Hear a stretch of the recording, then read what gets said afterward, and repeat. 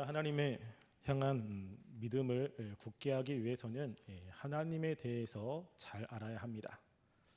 우리가 하나님을 보지 않고 자꾸만 우리를 보게 되면 우리는 실패하고 넘어질 수밖에 없습니다.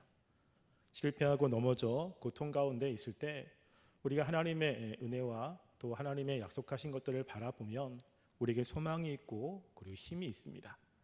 그래서 우리가 잘 될 때든 때로는 어려울 때든 우리는 항상 우리의 시선을 하나님께로 향해야 됩니다.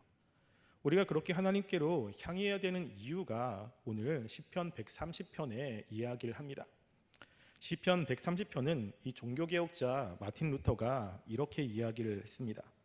구원 즉 승리를 위해 필요한 교리에 주된 문제를 다루고 있다 하면서 본시는 성경의 훌륭한 거장이자 교사라고 이야기를 했습니다. 즉 우리가 하나님 앞에 나아갈 수 있도록 이 시편이 우리를 인도하고 가르치는 역할을 하고 있다는 것입니다. 이 시편 말씀에 나오는 이 시인은 하나님께 징계를 받아 어렵고 힘든 순간에 힘든 그런 경험들을 하고 있는 상태에서 그가 하나님을 바라보고 담대히 나갈 수 있는 이유가 무엇인지를 우리에게 이야기를 합니다. 시편 1절부터 4절은 지금 이 시편 기자가 처해 있는 상황 속에서 그 자신이 어떻게 하고 있는지에 관해서 이야기를 합니다. 130편 1절에 보면 이렇게 고백을 합니다. 내가 깊은 곳에서 주께 부르짖었나이다 라고 이야기를 하고 있습니다. 지금 여기서 시편 기자가 강조하고 있는 것은 깊은 곳에 라고 하는 겁니다. 이 단어가 가장 먼저 쓰여졌습니다. 지금 이 시인은 하나님 앞에 죄를 짓고 그 죄에 대한 형벌로 굉장히 힘들고 어려운 시기를 보내고 있습니다. 물론 하나님과의 단절도 경험했고 그리고 그 어려움 때문에 너무나 고통스러운 그러한 시절을 보내고 있습니다.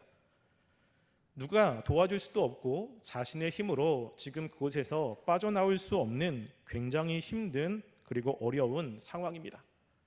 이런 어려움은 시편 기자가 하나님께 죄를 지었기 때문에 그렇습니다. 3절 말씀해 보면 여호와여 주께서 죄악을 지켜보실진대 주여 누가 서리이까 라고 이야기하면서 죄에 대한 이야기를 합니다. 시편 기자는 자기가 지금 어려운 것은 자기가 하나님의 말씀대로 살지 못했기 때문이고 하나님께 거역하여 하나님께 징계를 받고 있다고 생각을 하고 있습니다. 그런데 그렇게 하나님께 죄를 지은 이 시편이 지금 하나님께 다시 한번 기도를 드리고 있습니다. 그래서 여호와여 내가 깊은 곳에서 주께 부르짖었나이다 라고 이야기를 하죠. 지금 하나님께 죄를 지어서 어려움을 당하고 있는데 그 하나님께 다시 한번 기도하며 간구하고 있는 이 시편 기자의 모습이 이 말씀 속에서 나타나고 있습니다. 지금 시편 기자는 그 힘들고 어려운 상황 속에서 자신의 어려움 또는 자신의 어떤 행동 이런 것들에 집중한 것이 아니라 하나님께 집중하고 있습니다. 시편 기자가 얼마나 하나님께 집중하고 있느냐라고 하는 것은 매 절마다 하나님에 대해서 이야기를 합니다. 하나님의 이름을 매 절마다 부르고 있습니다. 1절에 보시면 여호와여 라고 이야기를 하고 있고 2절에 보시면 주여 내 소리를 들으시며 라고 이야기를 하면서 부르고 있고 3절에 보시면 여호와여 주께서 라고 부르고 있습니다. 4절에 보시면 주께 있음은 주를 경외하게 하심이라 라고 이야기하고 있고 5절에 보시면 여호와를 기다리며 라고 이야기하고 6절에도 보면 내가 주를 더 기다리니이다. 7절에도 보시면 여호와를 바랄지어다 라고 이야기합니다. 지금 시편 기자는 매 절마다 자신의 시선을 하나님께로 향하고 있고 하나님을 부르고 있습니다. 지금 자신이 하나님께 죄를 지어서 하나님의 징계를 받고 어려운 상황 속에 있지만 시편 기자는 그럼에도 불구하고 하나님을 바라보고 하나님께 간구하고 있습니다. 시편 기자가 이렇게 하나님을 간구한 그 이유는 무엇이겠습니까? 그것은 지금 시편 기자가 하나님을 부를 때 사용한 호칭이 여호와라고 하는 것입니다. 하나님을 부를 때 이 시편 기자는 하나님께서 우리에게 언약을 행하시고 그리고 약속을 이행하시는 하나님을 생각하며 그 하나님께 간구하고 있는 것입니다. 하나님께서 자신의 죄로 인해서 어려움을 주셨지만 그럼에도 불구하고 하나님께서 자신의 백성들을 사랑하시고 또 긍휼을 베풀어 주시는 그 하나님의 인자하심, 하나님의 사랑을 바라보며 기도를 하고 있는 것이죠. 2절 말씀에 보면 그 하나님께 자신의 부르짖음에 그리고 자신의 소리에 귀를 기울여 달라고 더 간곡하게 이야기를 합니다. 이렇게 할 수 있는 것은 바로 이 시편 기자가 하나님이 어떤 분인지 알기 때문에 그렇습니다. 우리가 때로는 신앙생활할 때 죄를 짓고 어려움을 당할 때가 있습니다. 그 어려움은 내가 볼 때 하나님 말씀대로 제대로 살지 못하기 때문에 당하는 어려움이라고 생각이 될 때가 있습니다.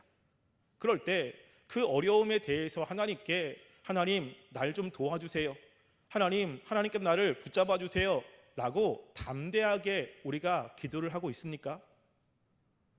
많은 사람들이 그렇게 기도하지 못한다라고 고백하는 이야기를 들었습니다.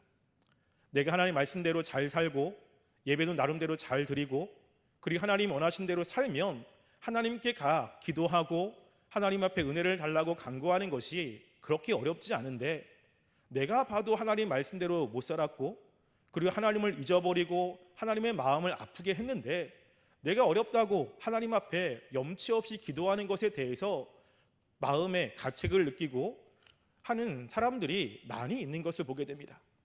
지금 시편 기자는 그렇게 하나님께 죄를 지어 어려운 상황 속에 있지만 다시 한번 하나님께 용기를 내서 기도하고 하나님께 나아가는 그런 모습을 보이고 있습니다. 우리에게 이런 모습이 필요합니다. 시편 기자가 이렇게 나갈 수 있는 것은 시편 기자가 하나님을 잘 알기 때문에 그렇습니다. 3절과 4절은 이 하나님이 어떤 분인지에 대해서 우리들에게 이야기를 합니다. 먼저 3절에 보시면 여호와여 주께서 죄악을 지켜보실진대 주여 누가 서리이까 라고 이야기를 합니다. 여호와께서 만약에 사람의 죄를 계속해서 낱낱이 지켜보고 계신다면 누구도 하나님 앞에 설 수 있는 사람은 아무도 없다는 것입니다.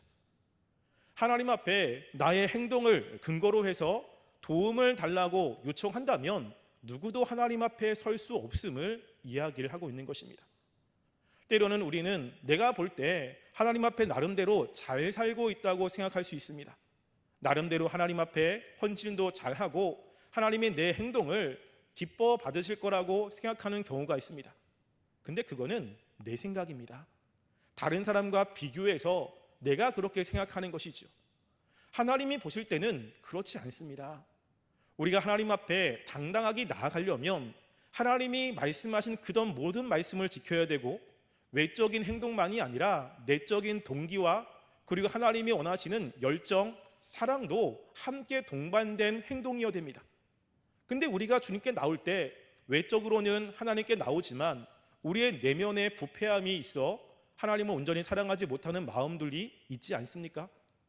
근데 그런 것은 무시한 채 내가 조금 열심히 하고 남들보다 헌신도 열심히 하니까 하나님이 나를 기뻐하실 거라 생각을 한다면 그거는 하나님을 잘 모르는 것입니다. 우리는 우리의 행동으로 하나님 앞에 은혜를 달라고 구할 수가 없습니다. 왜냐하면 우리의 모든 행동 그리고 모든 마음에는 죄가 있기 때문에 그렇습니다. 하나님은 죄를 싫어하시고 죄에 대해서 반드시 징계를 하셔야 되는 분이죠. 지금 시편 기자는 먼저 그걸 이야기를 하고 있는 것입니다. 하나님께서는 그 모든 것을 다 보시고 그리고 하나님 앞에 의롭다고 칭찬받은 인정받을 사람은 아무도 없고 모두가 다 죄인뿐입니다 라고 고백을 먼저 하고 있는 것이죠. 만약에 하나님이 그런 하나님만 된다면 우리에게는 희망이 없습니다. 하나님이 우리의 모든 것을 우리의 행함대로 갚으시는 분이라면 우리에게는 아무런 희망이 없지요. 그런데 또 하나의 하나님의 모습이 있습니다. 그게 바로 4절입니다. 지금 이 시편 기자가 하나님께 간구하는 그 모습이 바로 이 4절 때문에 그렇습니다. 4절 보시면 이렇게 이야기를 하죠. 그러나 사유하심이 주께 있음은 주를 경외하게 하심이니라 라고 이야기합니다. 하나님이 보실 때 온전한 사람은 아무도 없습니다.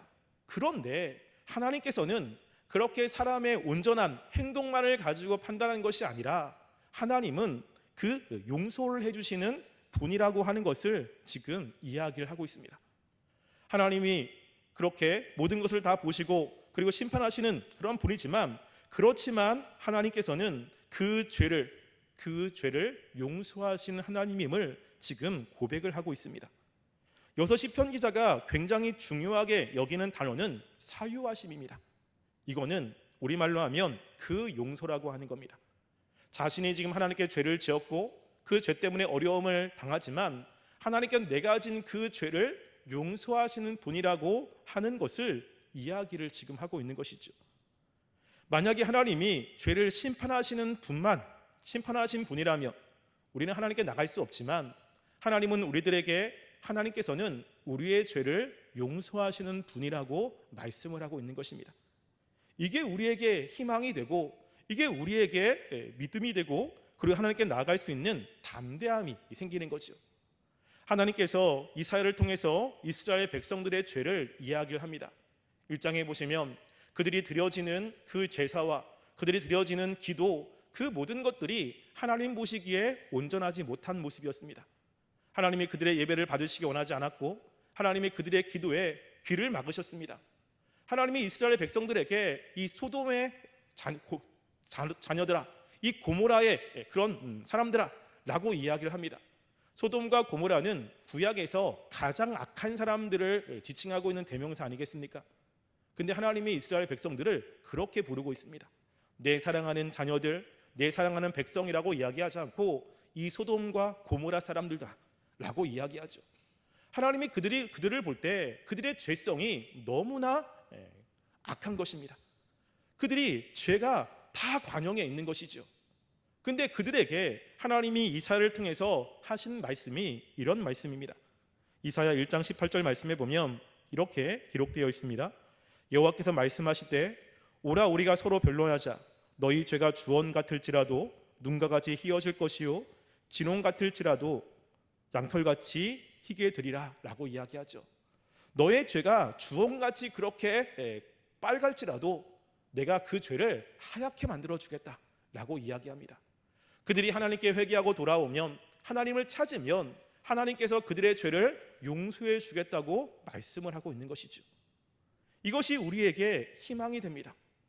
우리가 죄로 인해서 어렵고 힘들 때 우리가 하나님께 나갈 수 있는 그 용기는 바로 하나님께서 우리의 죄를 용서하시는 분이라고 하는 것이죠. 어떤 분들은 이렇게 이야기하면, 아니 하나님께서 용서하신다라고 하는 것을 우리가 믿고 신뢰하는 것은 좋은데 이것이 방종으로 이어질 수 있습니다 라고 이야기를 합니다. 실제로 우리가 죄를 지을 때 내가 그 죄를 너무너무나 짓고 싶을 때가 있지 않습니까? 근데 그 죄를 지면 하나님과의 관계가 문제가 됩니다. 근데 죄에 대한 욕망이 너무 커서 그 죄를 너무나 짓고 싶을 때 어떤 생각을 합니까? 저는 예전에 이런 생각을 해본 적이 있습니다. 그래, 지금 죄 짓고 하나님 앞에 가서 용서해달라고 기도하면 용서해 주시니까 지금 짓고 나중에 용서를 구하지 뭐. 혹시 이런 생각을 안 해보셨습니까? 저만 그런가요? 이게 죄에 대한 욕망이 너무 강하면 하나님의 그 용서를 내가 죄 짓고 나서 나중에 용서를 구하면 하나님은 그 죄를 용서하시니까 다시 은혜를 주시고 관계가 회복해 주실 거야 라는 이런 생각을 갖게 합니다. 그런데 그런 생각 자체가 죄악된 생각입니다. 하나님의 용서가 무엇인지를 잘 모르는 것입니다. 지금 시편 기자는 이렇게 하나님께서 용서하시는 그런 성품을 가진 사람이 어떠한 모습으로 나아가는지를 4절에 계속해서 이야기를 합니다. 4절 보시면요, 사유하심이 주께 있음은 주를 경외하게 하려 하심이니라 라고 이야기합니다. 하나님의 그 용서의 은혜를 받은 사람들이 나오는 모습은 하나님을 경외한다는 것입니다. 하나님을 두려워하는 상태가 계속 유지된다라고 하는 것이죠. 하나님을 두려워한다는 것은 다른 말로 하면 하나님의 명령을 지키며 그의 목소리를 청종하는 삶을 산다라고 하는 것입니다. 왜냐하면 자기의 죄 때문에 어려움을 당했고 자기는 하나님에게 받아들일 수 없는 사람인데 하나님의 웬 은혜인지 하나님의 그 사랑으로 자기를 용서해 주시고 자기에게 은혜를 베풀어 주시는 것입니다. 그런 하나님의 사랑을 안다면 그 하나님의 사랑에 보답하고자 하는 마음이 있을 것이고 하나님의 마음을 아프게 하고 싶지 않은 마음이 있지 않겠습니까? 더 하나님을 바라보며 말씀에 순종하게 되는 것입니다. 이게 하나님의 은혜인 것입니다. 하나님의 그 용서함이 우리의 죄를 담대하게 짓게 만드는 것이 아닙니다. 이것은 우리의 죄악된 본성, 죄성 때문에 그렇습니다. 하나님의 그 은혜를 제대로 알고 그리고 죄로부터 하나님과 단절된 그 고통과 하나님의 징계를 안다면 하나님의 용서가 얼마나 감사하고 그리고 얼마나 기쁜 것인지, 그리고 그렇게 나를 받아주신 그 하나님의 사랑에 보답하고자 하는 마음이 반드시 생기게 되어 있습니다. 그래도 우리가 하나님께 헌신하는 것은 하나님께 무엇인가를 받고자 하는 것이 아니라 하나님이 나에게 주신 그 은혜에 조금이나마 보답하고자 하나님의 말씀에 순종하는 마음으로 하나님께 나가는 거 아니겠습니까? 하나님이 이스라엘 백성들에게 십계명을 이야기합니다. 너는 나 외에 다른 신을 섬기지 말라, 쭉쭉쭉 이야기합니다. 이스라엘 백성이 하나님의 그 계명을 지킬 때 중요한 것은 십계명 앞에 이야기하는 서론이라고 생각합니다. 나는 너를 애굽 땅 종되었던 곳에서 인도해낸 여호와다라고 이야기합니다. 애굽의 400년 동안의 고통, 너무나 힘들고 괴로웠습니다.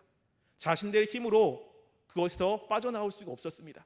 그런데 하나님의 놀라운 은혜로 자유를 얻었습니다. 그리고 지금 약속의 땅으로 가고 있는 것입니다. 하나님의 그 은혜가 크다면 하나님의 명령을 지키겠죠. 이스라엘 백성들이 십계명을 지켜야 되는 것은 이렇게 하면 벌을 받고 이렇게 하면 안 되고 이게 아니라 하나님이 나에게 주신 그 은혜가 크다면 하나님의 말씀을 지키려고 노력합니다.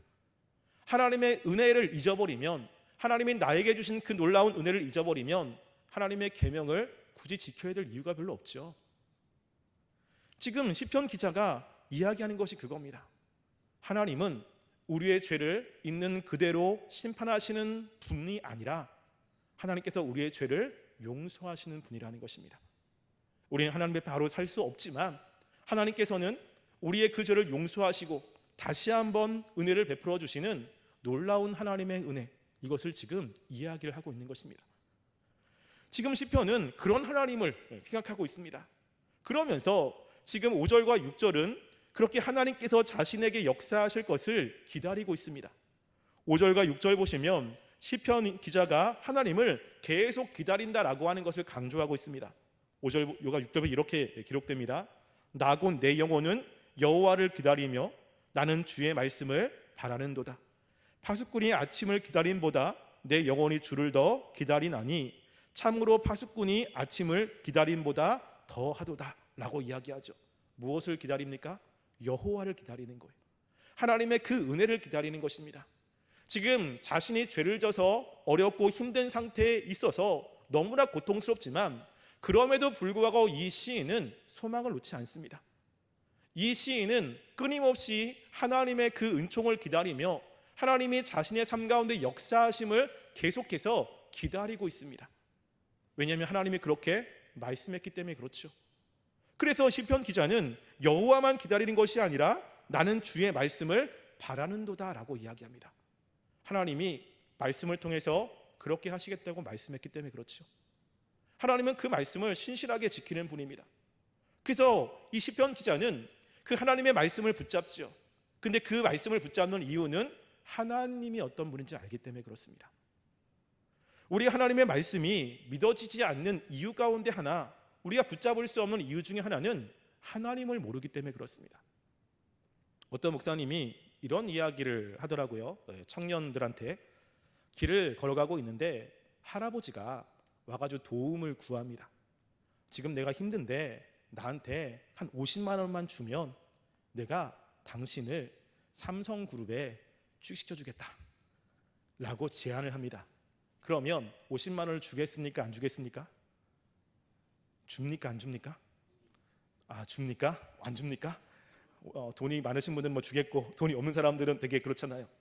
그런데 그렇게 얘기한 그 사람이 그 삼성의 이재용 회장이라면 줍니까? 안 줍니까? 주지요. 당연히 주지요. 그 얘기가 이게 믿을까 말까, 그것의 중요한 것은요, 누가 얘기했냐라고 하는 겁니다. 그 얘기한 것을 할 수 있는 능력 있는 분이 얘기한다면 그거는 내가 생각할 때 불가능한 거지만 그것은 반드시 이루어집니다. 그런데 그렇게 얘기하는 분이 능력이 없어요. 그러면 그 말을 믿으면 안 되는 거죠. 지금 하나님께서 우리를 용서해 주겠다고 이야기하고 하나님께 오라고 이야기합니다. 그 말을 우리가 믿어야 되냐 믿지 말아야 되냐라고 하는 것은 우리가 하나님을 어떻게 생각하느냐와 관련이 있습니다. 지금 시편 기자는 하나님께서는 우리의 죄를 용서하시는 분이고, 그리고 우리를 하나님께 나갈 때 구원하시는 분이라고 믿고 있는 것입니다. 그래서 어렵고 힘들지만 그 하나님의 말씀을 붙잡고 하나님을 기다리고 있는 것입니다. 얼마나 기다리고 있는지를 6절의 말씀을 통해서 이야기를 하죠. 파수꾼이 아침을 기다림보다 내 영혼이 주를 더 기다린다고 이야기를 합니다. 이 파수꾼은 이제 전쟁 가운데 밤에 서고 있는 보초, 이런 사람들을 이야기합니다. 전쟁과 싸움을 하고 있는데 적군이 언제 쳐들어올지 모릅니다. 날이 밝으면 적군의 그런 동태나 이런 것들을 확인할 수 있는데 캄캄할 때 그때는 잘 파악이 되지 않는 거예요. 혹시 적군이 몰래 와서 날 죽일 수도 있고, 그리고 어떻게 될지 모르는 상황 가운데 있습니다. 빨리 해가 떠야 다른 사람과 함께 적군의 동태를 보고, 그리고 적들의 그런 모습을 볼 수 있을 텐데 계속 캄캄합니다. 그러면 이 아침을 굉장히 기다리겠죠. 빨리 해가 뜨기를 굉장히 기다릴 것입니다. 지금 시편 기자가 자신이 하나님을 그렇게 기다리고 있다고 이야기를 하는 것입니다. 그래서 지금 하나님의 그 은혜가 우리가 나에게 있으면 지금 나의 어려운 그런 상황이 빨리 해결될 거라고 하는 그 믿음으로 하나님을 바라보고 있는 것입니다. 그러면서 7절과 8절은 이제 이스라엘 백성들에게 이야기를 합니다. 자신이 지금 그렇게 하나님을 바라보고 있는데 자신만이 아니라 하나님을 믿고 있는 그 이스라엘 백성들에게 이야기를 하죠. 왜냐하면 이스라엘 백성도 하나님께 죄를 지어서 어렵고 힘든 그런 상황에 처해질 수 있지 않습니까? 때로는 그런 상황 가운데 있을 수도 있습니다. 그러니까 그런 고통 가운데 하나님을 바라보라고 지금 요청을 하고 있습니다. 7절에 보시면 이스라엘아 여호와를 바랄지어다 라고 이야기하죠. 지금 명령을 합니다. 지금 너희들이 지금 하나님을 바라봐라. 지금 너희들이 죄 가운데 있고 그 죄 때문에 어려움에 처해 있어도 하나님만 바라보라고 이야기를 하는 거죠. 근데 하나님을 왜 바라보는지도 7절 그 다음에 이야기를 합니다. 뭐라고 하냐면 여호와께서는 인자하심과 풍성한 속량이 있음이라 라고 이야기하죠. 하나님은 무엇이 있습니까? 인자하심이 있습니다. 우리가 알고 있는 헤세드입니다. 하나님은 언약의 하나님이시고 그 언약을 신실하게 지키시는 하나님이시죠. 그러니까 하나님이 우리에게 말씀했기 때문에 그 말씀대로 이루시는 분이니 하나님을 바라보라고 이야기합니다. 우리가 하나님 앞에 했던 어떤 행동, 하나님 앞에 헌신했던 그 헌신을 근거로 하나님을 바라보라고 이야기하지 않습니다. 지금 하나님을 바라봐야 되는 이유는 그 나에게 있지 않고 바로 하나님에게 있습니다. 하나님의 성품과 하나님의 약속입니다. 근데 그렇게 하면 풍성한 속량이 있다라고 이야기를 하죠. 이 속량이라는 것은 어려움에서 건져내 주시는 것입니다. 즉 구원을 이야기를 하는 것이죠. 우리가 힘들고 어려운 상황에서 주님을 바라보면 하나님께서는 하나님의 그 긍휼 헤세드로 그의 어려움을 구원해 주시고 그 어려움에서 건져내 주시겠다고 이야기를 하고 있는 것입니다. 그러면서 8절에는 다시 한번 그 하나님을 강조합니다. 8절은 그가 이스라엘을 그의 모든 죄악에서 속량하시리로다 라고 이야기를 하죠. 그런데 이것을 조금 더 원어에 적합하게 이렇게 번역을 하면 NIV가 이렇게 번역을 했습니다. 그가 바로 그 자신이 이스라엘을 그들의 모든 죄악으로부터 구속하시리라 라고 이야기합니다. 누가 구속합니까? 그가, 그 자신이, 여호와께서 그렇게 하신다는 것입니다. 하나님께서 하나님을 찾는 사람들, 하나님을 바라보는 사람들을 구속하시고 그들의 어려움에서 건져 주시겠다라고 이야기를 합니다. 우리가 어렵고 힘들 때 하나님을 바라보는 이유가 바로 우리의 자신의 행위 때문이 아니라 하나님의 속성과 하나님의 약속 때문입니다. 우리가 다른 사람과 비교 속에서 때로는 내가 잘하고 있다고 생각할 수 있습니다. 아까 이야기했지만 그런데 그 잘함은 내가 생각할 때 자랑입니다. 하나님이 볼 때는 그 행동으로 하나님 앞에 가서 하나님 은혜를 베풀어 주세요, 나에게 도움을 주세요 라고 요청할 만한 그런 행동은 아닙니다. 왜냐하면 그 안에 죄가 있기 때문에 그렇습니다. 이것을 안다면 하나님 앞에 자랑할 것이 없고, 그리고 하나님 앞에 무엇인가 달라고 간청할 때 자기의 의로움을 내세울 수가 없습니다. 우리의 모습과 하나님의 속성을 안다면 우리는 하나님을 찬양할 수밖에 없고, 그리고 나에게 은혜를 베풀어 주신 것에 대해서 감사할 수밖에 없습니다. 내가 기도해서 응답받은 것, 내가 열심히 기도했기 때문이 아니라 하나님의 그 긍휼하심으로 하나님이 나에게 은혜를 베풀어 주셨기 때문에 그렇습니다.